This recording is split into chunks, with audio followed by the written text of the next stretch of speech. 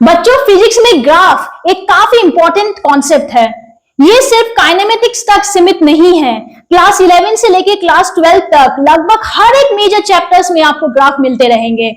Motion, current electricity, thermodynamics, modern physics और भी बहुत सारे चैप्टर्स है जहां आपको ग्राफ देखने को मिलेंगे। तो अगर आज हम लोग ग्राफ को अच्छे से पढ़ना और समझना सीख ले तो आगे के फिजिक्स हम लोग के लिए बहुत आसान बन जाएगी। तो चलो आज हम लोग एक बेसिक सा ग्राफ का कॉन्सेप्ट लेते हैं।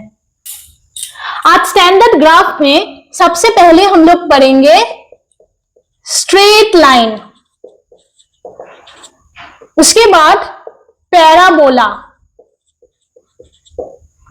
Next is rectangular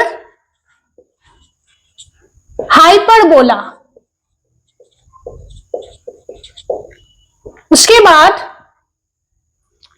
exponential curve,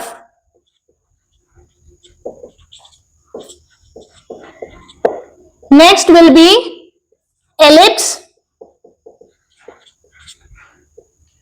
next circle,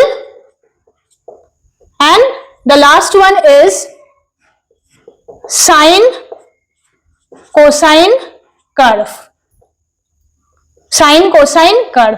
ठीक है, सबसे इंपॉर्टेंट कौन सा है? सबसे इंपॉर्टेंट फिजिक्स में straight line, parabola, rectangular hyperbola, exponential curve और साइन कोसाइन। ठीक है, 1 2 3 4 5 ये 5 कॉन्सेप्ट आपको फिजिक्स में लगभग हर एक चैप्टर्स में आपको मिलेंगे।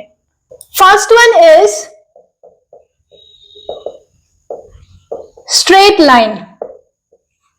ठीक है, y is directly proportional to x। इसका मतलब हम लोग इसको ऐसे लिख सकते हैं, y is equal to kx। इसका ग्राफ कैसे बनेगा? यहां पे x एक्सिस और ये है मेरा y एक्सिस, तो मेरा ग्राफ बनेगा ऐसा। ठीक है, तो जैसे जैसे x इंक्रीज हो रहा है वैसे वैसे y भी इंक्रीज हो रहा है। ठीक है, अच्छा, और यहाँ पे ये लाइन कहां से पास करेगा? यहाँ पे ये लाइन ओरिजिन से पास करेगा, तो पासेस थ्रू द ओरिजिन। ठीक है, अच्छा, इस टाइप का ग्राफ हम लोग को फिजिक्स में कहां देखने को मिलेगा? फिजिक्स में हम लोग को मिलेगा हुक्स लॉ में। Hooke's law, F is directly proportional to x, F is directly proportional to x। ठीक है, तो हुक्स लॉ का अगर ग्राफ बनाने बोले तो वो ग्राफ ऐसा ही बनेगा। When one quantity is directly proportional to other, तो मुझे ऐसा ग्राफ बनाने को मिल सकता है। और क्या है? Ohm's law, current electricity chapter में Ohm's law, V is directly proportional to I। Okay, और है when the velocity is constant, at constant velocity displacement is directly proportional to time। ठीक है, displacement is directly proportional to time. तो ये सब आपको physics में देखने को मिलेगा। तो इसका अगर ग्राफ बनाने बोले तो ग्राफ कैसा बनेगा? ऐसा बनेगा। Why? Because y directly proportional to x का ग्राफ ऐसा बनता है and the straight line will be passing through the origin. अच्छा, जनरल इक्वेशन क्या है इसका? जनरल इक्वेशन इसका क्या है? y equal to mx plus c, y equal to mx plus c. ठीक है, अच्छा, अगर ठीक है, ये है मेरा x एक्सिस और ये है मेरा y एक्सिस। अच्छा, m क्या है? m इज स्लोप, c क्या है? c is intercept. Intercept means ये लाइन y एक्सिस में कहां पे कट कर रही है। c वो बताता है कि ये वाला लाइन y एक्सिस में कहां पे कट करेगी। जैसे अगर मेरे पास एक लाइन है ऐसा, ठीक है, तो ये लाइन का इक्वेशन क्या बनेगा? ये लाइन देखो यहां पे, ये लाइन का स्लोप कैसा है? एक बात याद रखना, अगर लाइन ऐसा है तो ये पॉजिटिव स्लोप है, पॉजिटिव स्लोप। ठीक है, अगर ऐसा है तो ये नेगेटिव स्लोप है, नेगेटिव स्लोप। ठीक है, अच्छा, तो ये वाला कैसा स्लोप है? ये है पॉजिटिव स्लोप, तो मेरा m क्या बनेगा? m मेरा पॉजिटिव बनेगा, तो y equal to m x। m कैसा है? m मेरा पॉजिटिव है, और यहाँ पे c क्या है? c मतलब y एक्सिस में कहां पे ये लाइन कट कर रही है। तो y एक्सिस में कहां पे ये कट कर रही है, पॉजिटिव y एक्सिस में, positive side of y axis, ठीक है, ये वाला पॉजिटिव साइड है और नीचे वाला नेगेटिव साइड है, ठीक है। तो यहाँ पे देखो पॉजिटिव साइड में कट कर रहा है, दैट मीन्स ये लाइन का इक्वेशन मेरा बना y equal to m x plus c. अच्छा, ये लाइन का इक्वेशन क्या बनेगा, यहां पे देखो स्लोप इज पॉजिटिव, ऐसा लाइन है ना, तो स्लोप इज पॉजिटिव मतलब y equal to plus m x, ठीक है, प्लस एम एक्स। और यहां पे c क्या होगा, c मतलब y एक्सिस, c मतलब y एक्सिस में कहां पे कट कर रहा है, कट्स y एक्सिस, ठीक है, c मतलब y एक्सिस में कहां पे ये लाइन कट कर रहा है। तो यहाँ पे y एक्सिस में कहां पे कट कर रहा है, नेगेटिव साइड में, तो ये लाइन का इक्वेशन बना y equal to m x minus c, okay. अच्छा, अब इसका बताओ, यहां पे x, यहां पे y, ठीक है। अगर मेरे पास एक लाइन ऐसा है, मेरे पास एक लाइन ओरिजिन से पास कर रहा है और एक लाइन यहां पे ऐसा है, तो सबका इक्वेशन लिखो।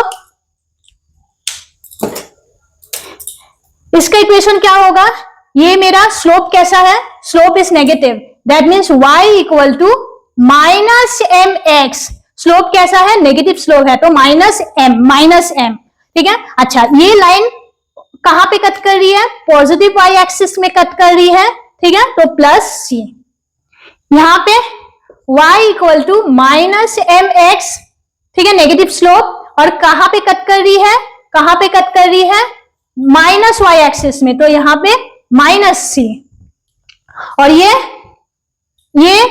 ओरिजिन से पास कर रही है मतलब c इज 0, इसका मतलब y equal to minus m x and c is 0 because ये ओरिजिन से पास कर रही है, y इंटरसेप्ट इज 0, ओके। अच्छा, यहाँ पे ये लाइन नेगेटिव स्लोप है इसलिए माइनस बैठा, समझ में आया। तो कहीं से भी कोई भी लाइन जाए, हम लोग को उसका इक्वेशन बनाना आना चाहिए, okay. Question, draw the graph number 1, f equal to 2x minus 5, number 2 minus x minus 3 equal to 4y plus 8, number 3 x plus y whole square plus y equal to x square plus 2xy plus y square plus 10, okay. Solution for number 1, अच्छा, f equal to 2x minus 5, तो general equation से compare करो, y equal to m x plus सी, तो यहां पे m क्या मिला, m is plus 2 और c क्या मिला, c इज माइनस 5, ओके। तो यहां पे ग्राफ बनाओ, this one is x and this one is f, ठीक है। अच्छा, स्लोप कैसा है, slope is positive, positive slope means कुछ ऐसा ग्राफ बनेगा, ऐसा ग्राफ, अगर नेगेटिव होता तो ऐसा बनता, ओके। अच्छा, ये पॉजिटिव के लिए और ये नेगेटिव स्लोप के लिए। अच्छा, c क्या है, माइनस 5, इसका मतलब माइनस 5 मीन्स यहाँ पे ये उसका y वैल्यू है, y एक्सिस का वैल्यू है, जहां पे ये लाइन कट करेगी, जहां पे ये लाइन कट करेगी, इसका मतलब ये लाइन कुछ ऐसा बनेगा, यहाँ पे माइनस 5, ठीक है, और ये slope is positive, that means ये लाइन ऐसा बनेगी, ठीक है। अच्छा, नेक्स्ट वन, नंबर 2,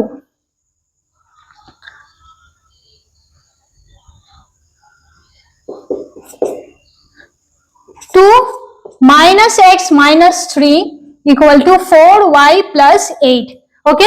अच्छा, तो plus minus 2x plus minus 3 2 जा 6 equal to 4y plus 8, okay. अच्छा, तो यहाँ पे 4y को निकालो, 4y equal to minus 2x minus 6 minus 8, तो 4y equal to minus 2x और यहाँ पे माइनस 14, ओके। अच्छा, तो y equal to minus 2/4x minus 14/4, तो 2 1 जा 2 2 जा और यहाँ पे 2 और 7।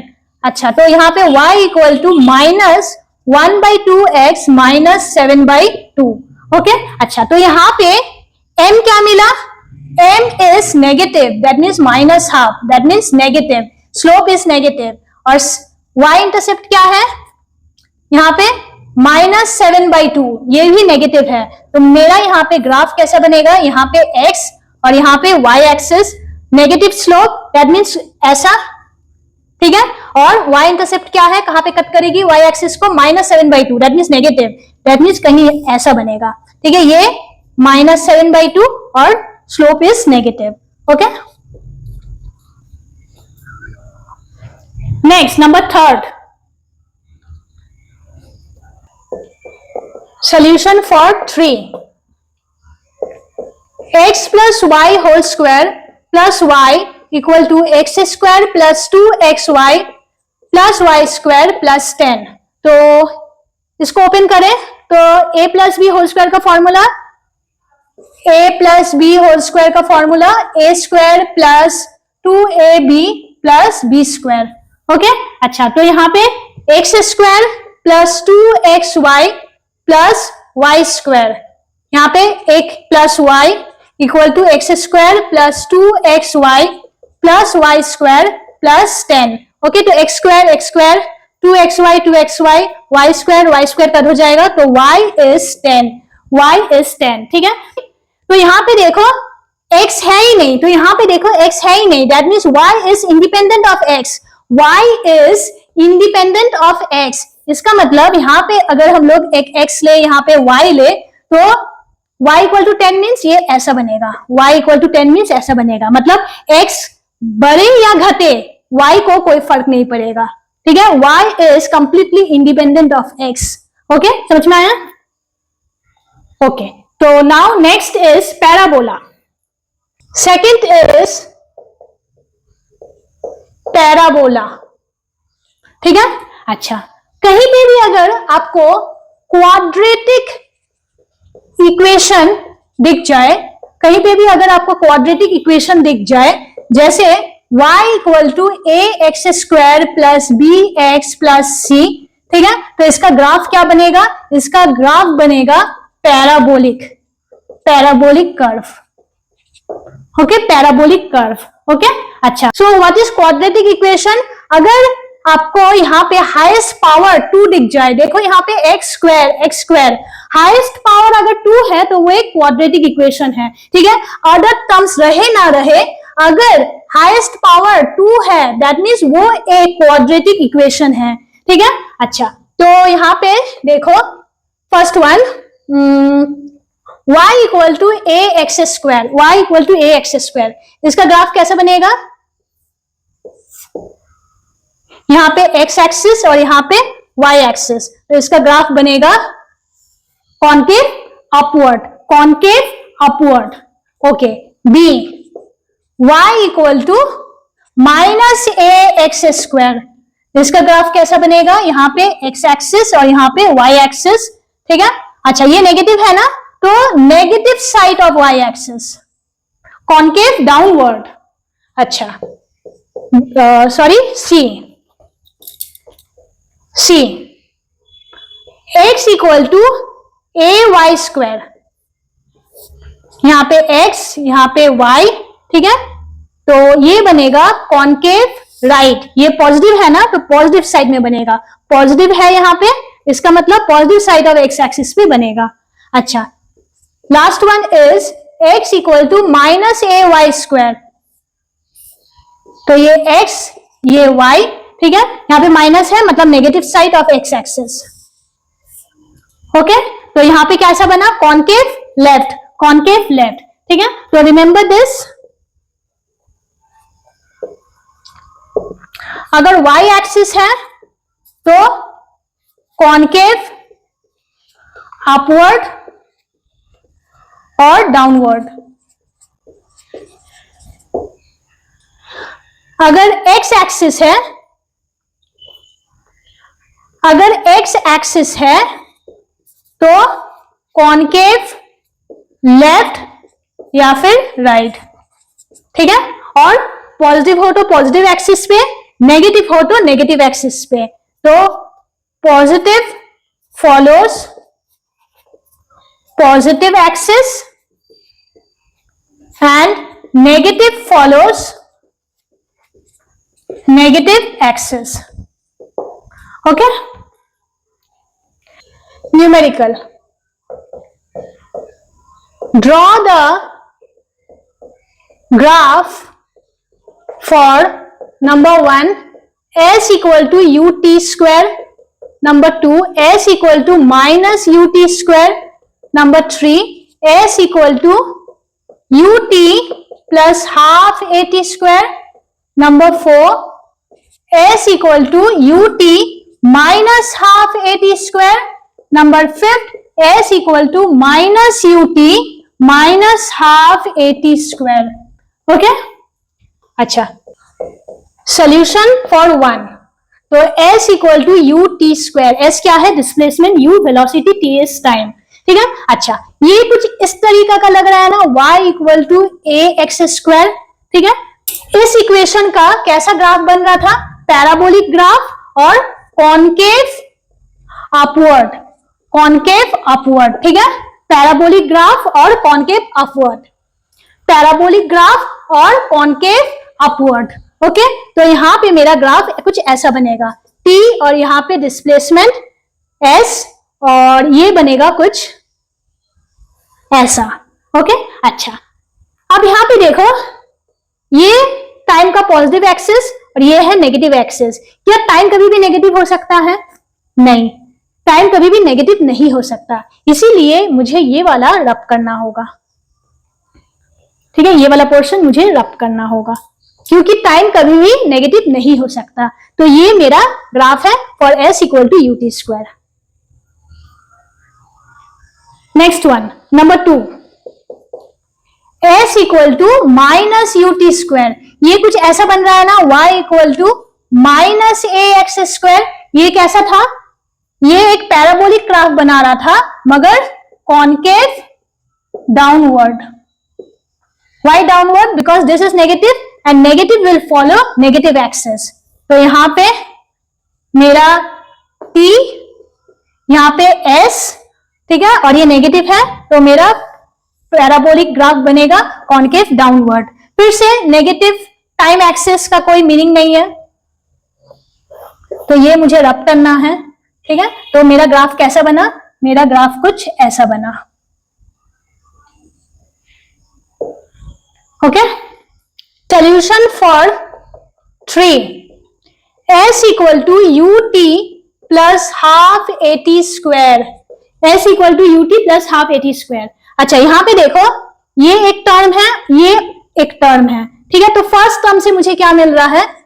s is directly proportional to time और सेकेंड टर्म से s is directly proportional to t square. ठीक है, तो s is directly proportional to t. इसका मतलब ये मुझे कैसा ग्राफ देगा? ये मुझे याद है y equal to y is directly proportional to x. तो इससे मुझे क्या मिल रहा था? मुझे स्ट्रेट लाइन मिल रहा था. तो यहां से मुझे मिलेगा स्ट्रेट लाइन और s is directly proportional to t square. यहां से मुझे मिलेगा एक पैराबोलिक ग्राफ और कॉनकेव अपवर्ड. ओके, अच्छा, तो अब देखो यहां पे मेरा टाइम एक्सिस और ये है मेरा डिस्प्लेसमेंट एक्सिस. अच्छा, तो कॉनकेव अपवर्ड मींस कुछ ऐसा है, कुछ ऐसा है मेरा ग्राफ. ठीक है, पर इसका क्या मीनिंग है? इसका क्या मीनिंग? ठीक है, वो देखने के लिए पहले हम लोग इसका स्लोप निकालेंगे. तो s equal to ut plus half at square. तो स्लोप ऑफ दिस इक्वेशन क्या बनेगा? तो ds बाई dt. तो ds बाई dt यहां से क्या मिल रहा है? u और यहां पे plus half a two t cut गया तो equal to u plus at. ठीक है, तो ds by dt that mean slope is u plus at. तो at t equal to 0, at t equal to 0 क्या मिल रहा है? चेक करो. तो स्लोप क्या मिला? ds by dt that is slope at t equal to 0. यहां पे पुट करो 0 तो मुझे क्या मिला? u. इसका मतलब एट t इक्वल टू 0 मेरे पास एक स्लोप है, एक पॉजिटिव स्लोप है. मेरे पास एक पॉजिटिव स्लोप है. ठीक है, इसका मतलब जब t 0 है तो अभी इसका स्लोप कैसे बन रहा है? अभी इसका स्लोप ऐसा बन रहा है, स्लोप इज 0। अभी अगर हम लोग एक ऐसा ग्राफ बनाए, अगर हम लोग एक ऐसा ग्राफ बनाए तो यहाँ पे ये है मेरा t टाइम, ठीक है, एट t इक्वल टू 0 यहाँ का स्लोप कैसा बन रहा है? यहाँ का स्लोप 0 बन रहा है, 0। यहाँ पे क्या है? ds by dt is 0, ds by dt is 0। मगर मेरे ये इक्वेशन में ds by dt at t equal to 0 मेरे पास एक पॉजिटिव स्लोप है। इसका मतलब ये वाला ग्राफ यहाँ पे ऐसा स्टार्ट नहीं होगा। ये ग्राफ कैसा बनेगा? ये नीचे का पोर्शन कैसा बनेगा? ये ग्राफ ऊपर का वैसे ही रहेगा, नीचे में कैसा बनेगा? नीचे में ऐसा बनेगा, नीचे में ऐसा बनेगा। समझ में आया? इसका मतलब at t equal to 0, at t equal to 0 graph कुछ ऐसा है, ऐसा है, ठीक है, ऐसा नहीं है, ऐसा नहीं है।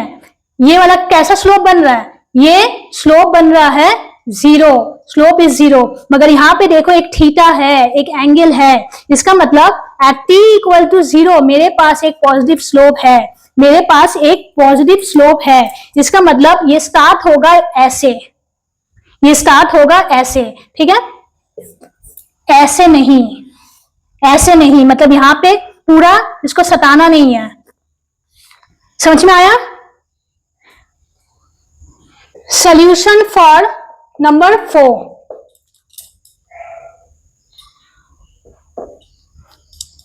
s equal to ut minus half at square, ठीक है। अच्छा, तो यहां से मुझे क्या मिलेगा?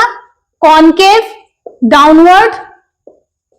Y concave downward? Because s is directly proportional to minus some constant t square, ठीक है। याद करो y equal to minus ax square, ठीक है। इसका कैसा बनता था? Concave downward. अच्छा, इसका अगर स्लोप निकाले, ठीक है, और at t equal to 0 find करें तो इसका स्लोप क्या मिलेगा? u मिलेगा। मतलब at t equal to 0 slope क्या है? Slope is u। u means positive slope मिला मुझे। At t equal to 0 slope is positive, ठीक है। अच्छा, तो इसका ग्राफ कैसा बनेगा? t और यहाँ पे s, तो ये कॉनकेव डाउनवर्ड है। कॉनकेव डाउनवर्ड मीन्स कुछ ऐसा ग्राफ बनेगा और t इक्वल टू 0 पे पॉजिटिव स्लोप, दैट मीन्स कुछ ऐसे स्टार्ट होगा, ऐसे स्टार्ट होगा, स्टार्ट होगा ऐसे, ऐसे स्टार्ट होगा। और मुझे कुछ ऐसे स्टार्ट करना होगा, ठीक है। उसके बाद मुझे कैसे बनाना है? मुझे कॉनकेव डाउनवर्ड बनाना है, कॉनकेव डाउनवर्ड। तो चलो ऐसे स्टार्ट करेंगे और कॉनकेव डाउनवर्ड बनाएंगे, ठीक है। तो ये है मेरा ग्राफ। समझ में आया?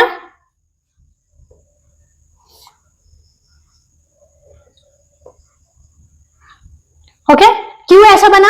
क्योंकि एट t इक्वल टू 0 मुझे पॉजिटिव स्लोप चाहिए, मुझे पॉजिटिव स्लोप चाहिए। ये है मेरा पॉजिटिव स्लोप और ये होता मेरा नेगेटिव स्लोप। तो t इक्वल टू 0 पे मुझे कुछ पॉजिटिव स्लोप चाहिए, ठीक है। ये है मेरा positive slope t equal to 0 पे, t इक्वल टू 0 पे ये है मेरा पॉजिटिव स्लोप। उसके बाद बनेगा मेरा कॉनकेव डाउनवर्ड, उसके बाद बनेगा मेरा concave downward. Okay, solution for fifth one, s equal to minus ut minus half at square. Okay, तो मुझे इसमें से क्या मिल रहा है? कॉनकेव डाउनवर्ड, ठीक है। और क्या मिला? इसका अगर स्लोप निकाले और t इक्वल टू 0 पुट करे तो एट t इक्वल टू 0 इसका स्लोप क्या बनेगा? Slope will be minus u, minus u at t equal to 0 slope of this equation will be minus u। इसका मतलब एक नेगेटिव स्लोप है, एक नेगेटिव स्लोप है at t equal to 0। इसका मतलब यहाँ पे t, यहाँ पे s, तो at t equal to 0 slope is negative. तो नेगेटिव स्लोप कैसा बनता है? ऐसा, और पॉजिटिव स्लोप ऐसा, ठीक है। तो नेगेटिव स्लोप मीन्स कुछ ऐसा बनेगा, ऐसा बनेगा, ठीक है।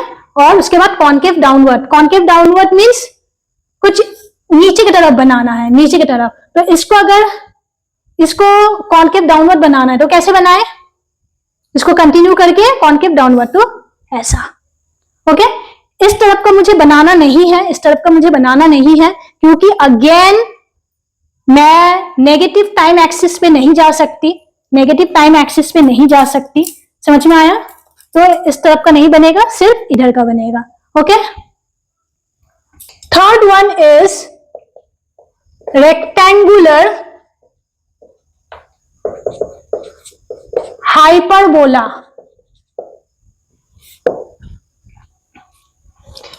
x is inversely proportional to y या फिर x y is constant, x y is constant। अच्छा, तो इसका ग्राफ कैसा बनेगा? यहां पे x एक्सिस और यहां पे y एक्सिस, ठीक है। इसका ग्राफ बनेगा कुछ ऐसा, वो फर्स्ट क्वाड्रेंट में और ये थर्ड क्वाड्रेंट में, ठीक है।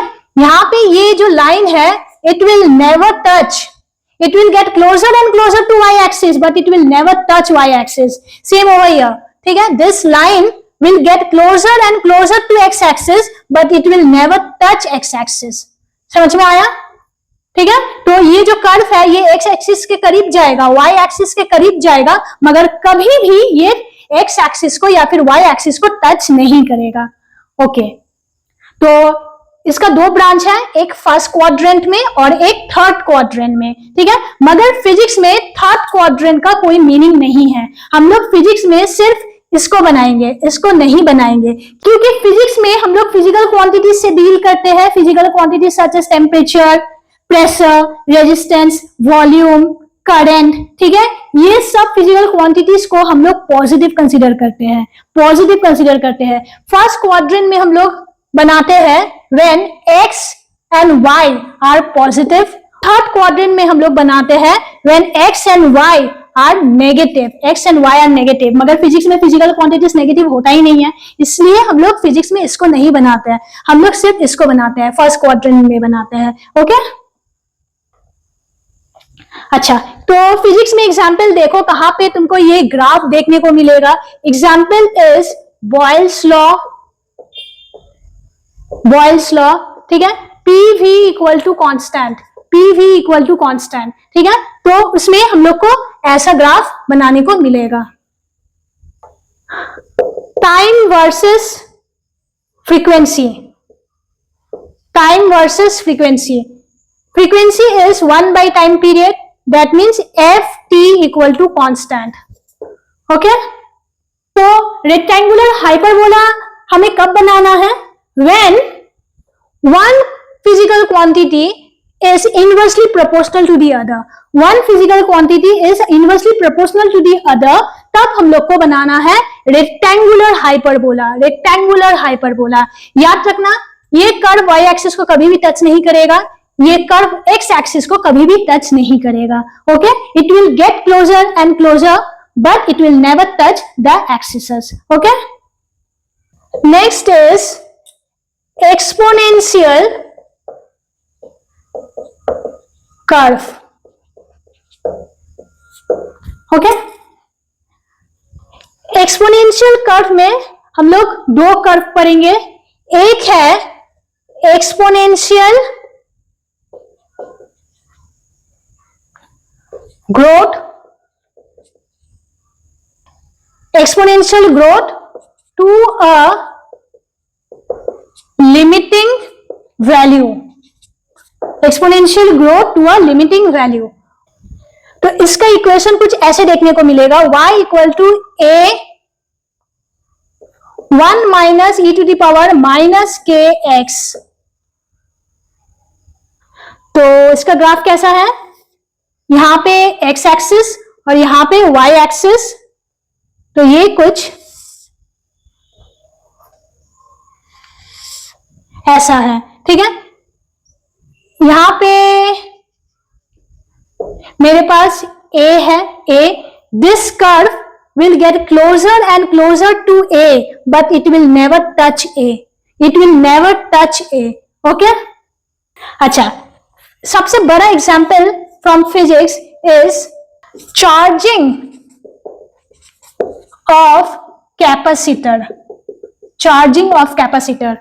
एक्सपोनेंशियल ग्रोथ, इसका और एक नाम है capacitor charging curve, capacitor charging curve, ठीक है। अच्छा, इसका इक्वेशन कैसा है? फिजिक्स में आपको देखने को मिलेगा Q equal to Q not 1 minus e to the power minus 1 by RC t, ठीक है। अच्छा, तो इसका ग्राफ कैसा बनेगा? वही सेम, यहाँ पे टी टाइम और यहाँ पे चार्ज, तो कुछ ऐसा। यहाँ पे फुल चार्ज है Q नॉट, ये है Q नॉट, ठीक है। यहाँ पे क्या हो रहा है? यहाँ पे चार्जिंग ऑफ कैपेसिटर में ये Q not is the full charge, Q not is the full charge, ठीक है। तो टाइम के साथ साथ कैपेसिटर का चार्ज इंक्रीज हो रहा है, इंक्रीज हो रहा है, इंक्रीज हो रहा है, मगर तुम इंफिनिटी तक उसको चार्ज करो, कभी तभी भी वो Q नॉट के करीब आएगा, मगर कभी भी Q नॉट चार्ज उस पर नहीं आ पाएगा। कभी भी एक कैपेसिटर फुल्ली चार्ज नहीं होता है, कुछ ना कुछ लगभग छूट ही जाता है, कुछ ना कुछ लगभग छूट ही जाता है। तुम वो कैपेसिटर को इंफिनिटी तक चार्ज करो, इंफिनिटी तक चार्ज करो, फिर भी वो कर्व कभी भी Q नॉट को टच नहीं करेगा। इसका मतलब एक कैपेसिटर कभी भी Q नॉट चार्ज हम लोग उसको नहीं दे पाएंगे, कभी भी वो फुल चार्ज नहीं होगा। ओके, अच्छा, तो ये ग्राफ ऐसा क्यों बना, ऐसा क्यों बना, चलो देखते हैं। At t equal to 0, at t equal to 0 मतलब यहाँ पे Q is Q not 1 minus e to the power minus 0, that means e to the power 0, e to the power 0। तो e टू द पावर 0 होता क्या है? e to the power 0 1 होता है, 1, ठीक है। तो 1 minus 1 that is 0, that means Q is 0, at t to the power 0 Q is 0, at t is 0 charge कितना है? 0 है।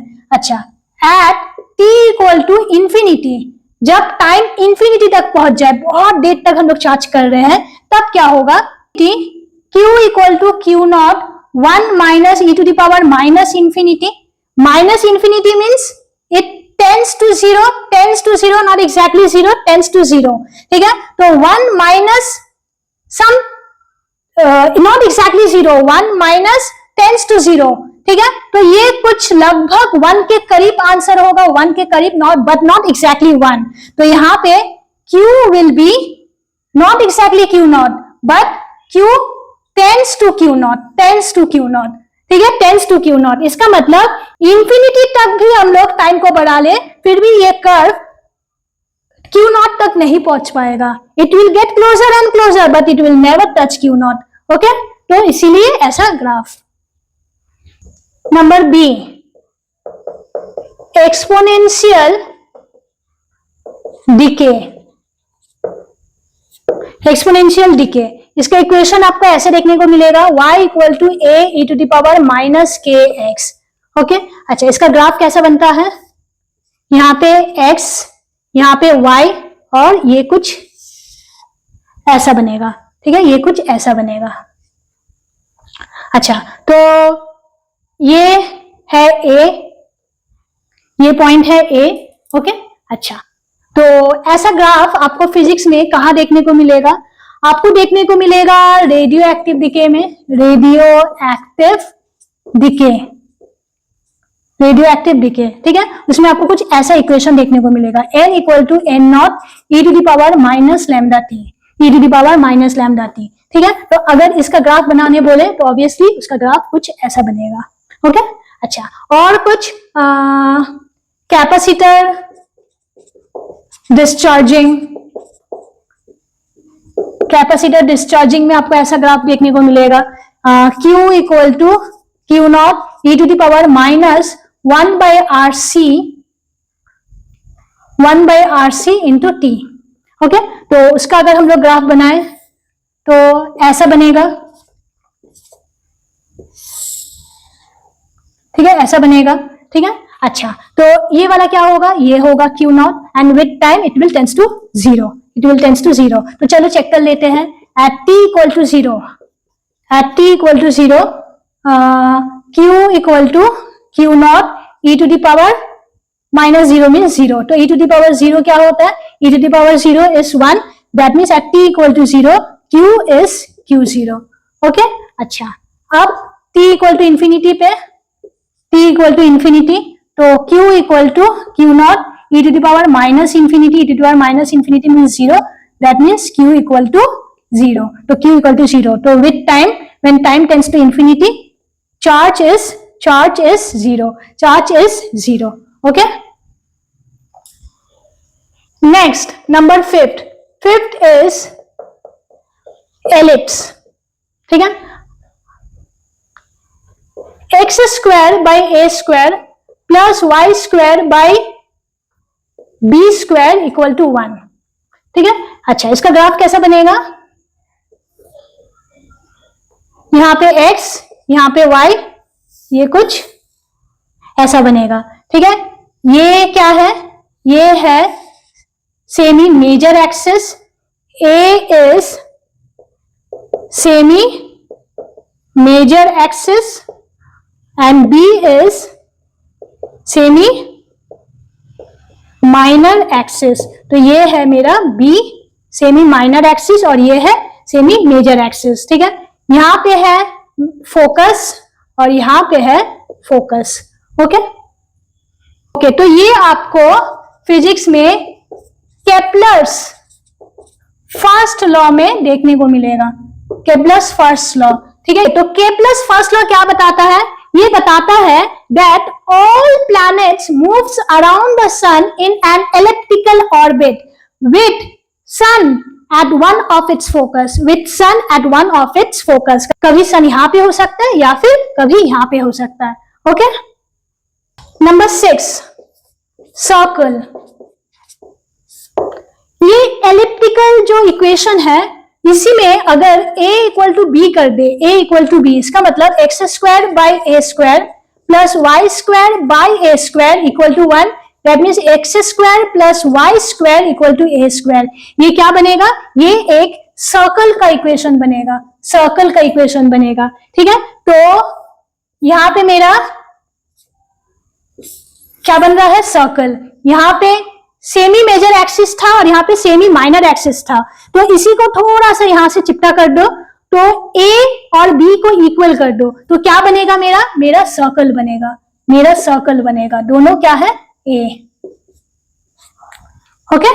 तो ये सर्कल आपको कहां पे देखने को मिलेगा फिजिक्स में?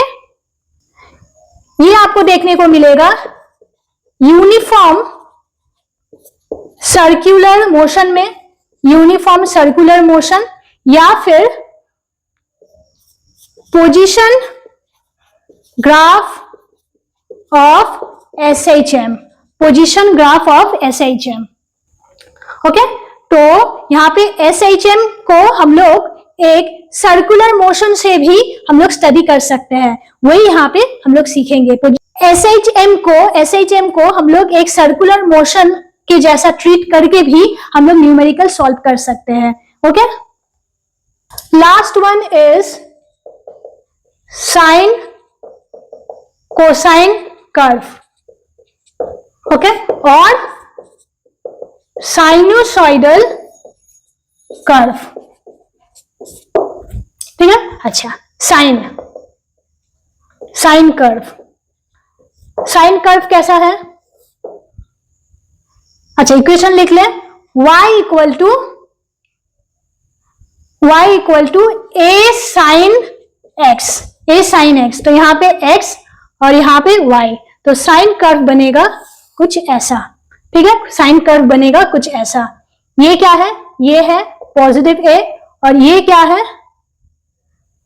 ये है नेगेटिव a, ओके। अच्छा, तो यहां पे देखो x क्या है? x है यहां पे एंगल, x है यहां पे एंगल, तो ये है 0, ये है 2 पाई, दिस वन पाई, ये क्या है? पाई बाई 2, ये 3 pi by 2, 3 pi by 2, okay. अच्छा, ओके, तो यहां पे देखो साइन जीरो का वैल्यू क्या है? साइन 0 इज 0, इसलिए ग्राफ यहां पे 0 पे है। साइन 90 डिग्री इज 1, ठीक है। a का वैल्यू अगर हम लोग ले, इफ a इज 1, तो साइन 90 डिग्री का वैल्यू मुझे क्या मिल रहा है? 1। उसके बाद साइन 180 इज अगेन 0, तो ग्राफ 0 पे आया। फिर sine 270 is -1, again sine 2 pi means 360 is again 0, okay. अच्छा, अब cosine curve,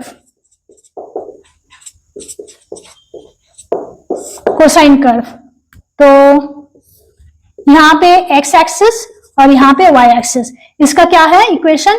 a cos x, a cos x, ठीक है। इसका ग्राफ स्टार्ट होगा ऐसे, दिस इज कोसाइन कर्व, ठीक है।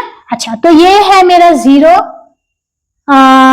This one is pi and this one is 2 पाई, ठीक है। ये है पाई बाई 2 और ये है 3 पाई बाई 2, ठीक है। सो टेल मी cos 0 कितना होता है? cos 0 इज 1, ठीक है। तो अगर इसको हम लोग a कंसीडर करें और इसको minus a and let a is 1, तो यहाँ पे cos 0 कितना मिल रहा है? cos 0 is 1, cos 90 degree is 0, cos 180 degree is -1, cos 270 degree is again 0, cos 360 degree is again 1, ठीक है। तो cos का वैल्यू मुझे सब इस फॉर्म में मिल जा रहा है, ठीक है। तो साइन स्टार्ट होता है 0 से, cos स्टार्ट होता है उसके मैक्सिमम वैल्यू से, ठीक है।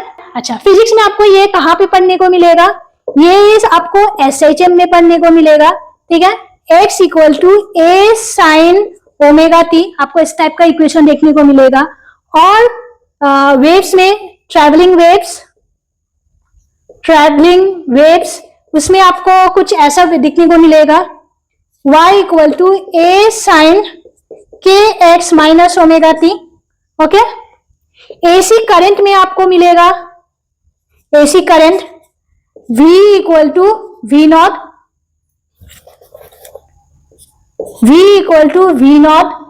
cos ओमेगा t, ठीक है। cos ओमेगा t, यहाँ पे cos भी हो सकता है, साइन भी हो सकता है, यहाँ पे cos या फिर साइन, तो v equal to v naught cos omega t, ठीक है। तो ये था आपका बेसिक ग्राफ्स, ठीक है। फिजिक्स स्टार्ट करने के पहले इस पे आपका नॉलेज होना ही चाहिए, नहीं तो आपको फिजिक्स काफी डिफिकल्ट लगेगी, ठीक है।